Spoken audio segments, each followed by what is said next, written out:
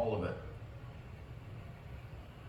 Well, first of all, it was clear reversible error. It's been committed by the judge and by the prosecution under the reasoning of the recently reversed Harvey Weinstein case. So much information came out that was utterly irrelevant. Let's start with whether they had sex at all.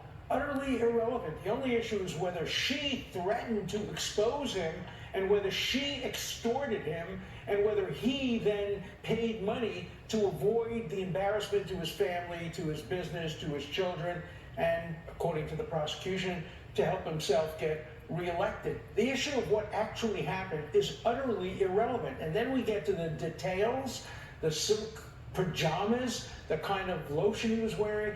I can't imagine how the Court of Appeals in New York that reversed the Harvey Weinstein conviction, which was a harder case to reverse, wouldn't reverse this conviction if it got up there. I would certainly recommend to the prosecutors in this case that they study the Weinstein case very carefully, because it gives a roadmap to what you can't do. And this prosecutor is just following the roadmap of what you can't do. And now the judge says, well, he didn't object enough. You know, in the Court of Appeals, they have a concept called chattering magpie. The courts warn lawyers, don't object too much. Object once, and then just keep quiet. Don't become a chattering magpie.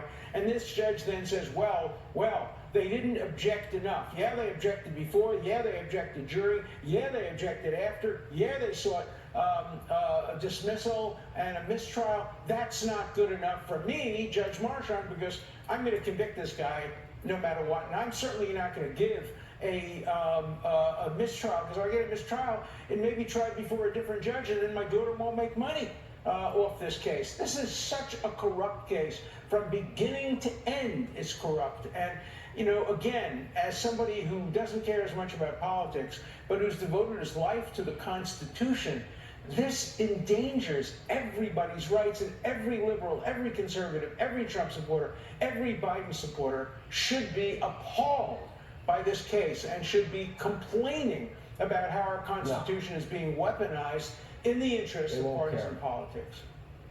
You know,